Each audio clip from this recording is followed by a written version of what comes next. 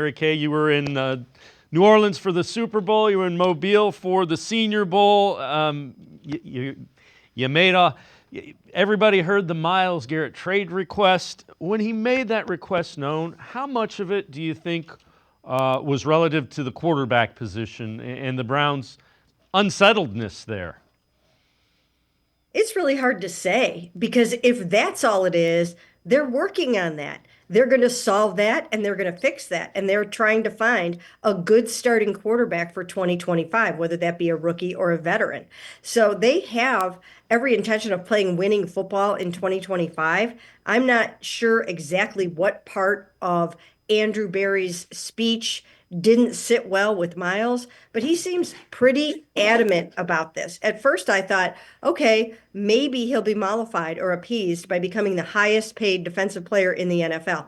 Now, after hearing his whole Radio Row blitz and the things that he said to ESPN on game day, now I'm not so sure that that's what he's going to want or that's going to even appease him. So I don't know where this is going to go. I wrote a column right away from when I was at the Super Bowl in New Orleans saying that it makes no sense to trade him and why they won't.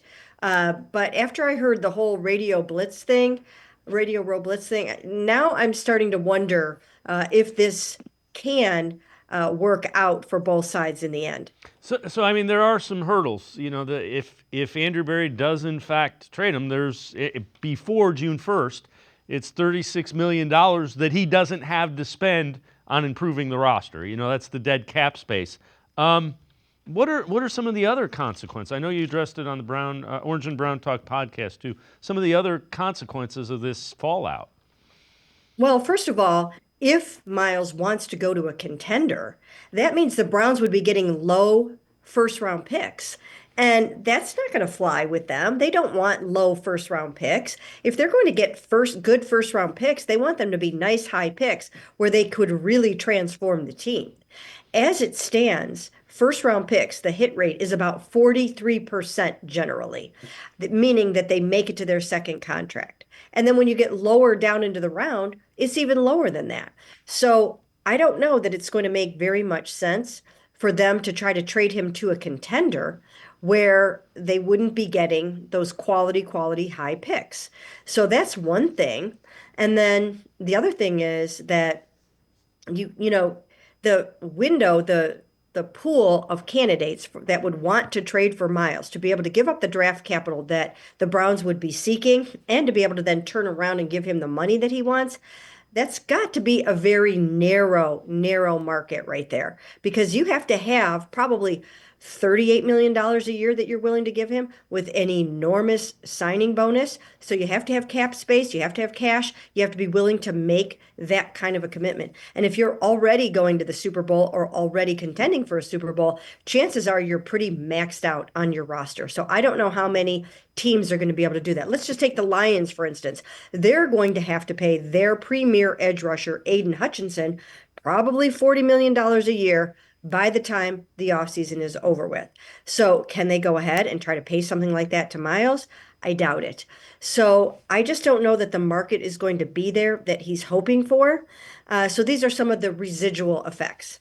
And I think you had said this somewhere. It doesn't seem like he's doing this to try to get more money. The Browns would be happy to pay him and make him the highest paid defensive player in the NFL. Yes, they would. Now, when I sat down with Andrew Berry at the Senior Bowl, in the stands of the Senior Bowl on a gorgeous sunny afternoon with just Zach Jackson from The Athletic and Kelsey Russo from the Browns, it was just the three of us there covering the Senior Bowl. And Andrew gave us this wonderful amount of time to sit there and ask him all these questions. And at that point, he did say, I asked him point blank, are you open to giving Myles the extension that he wants? And he said, yes. He usually doesn't answer those questions, but he was very forthcoming in this interview. And he said, yes, he is open to giving him that extension and that he wants him to get his third contract and to finish his career in Cleveland. And as we know, the phrase that he wants him to go from Cleveland to Canton, which Myles kind of threw that back into his own statement. But yes, they are the ones that are willing to make him the highest paid defender in the NFL. So we'll have to see how this goes. But in the end, that just might be the best thing for Myles. Yeah, and there are no easy answers, but he still has 2 years left on his contract. I mean, and they're not going to sit there to do it as a punishment. But if it doesn't make sense, why would Andrew Berry trade him?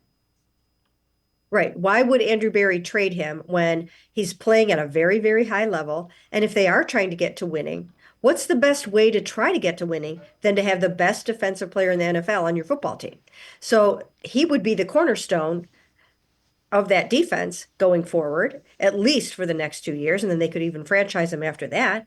But he would be that as opposed to trying to get a couple of first round picks that may turn into something and may not turn into something.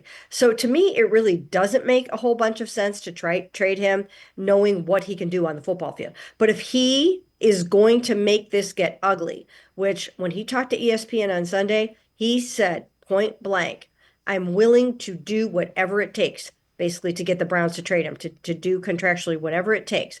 So that means he's willing to sit out games. And sometimes that could stretch into a very, very long holdout.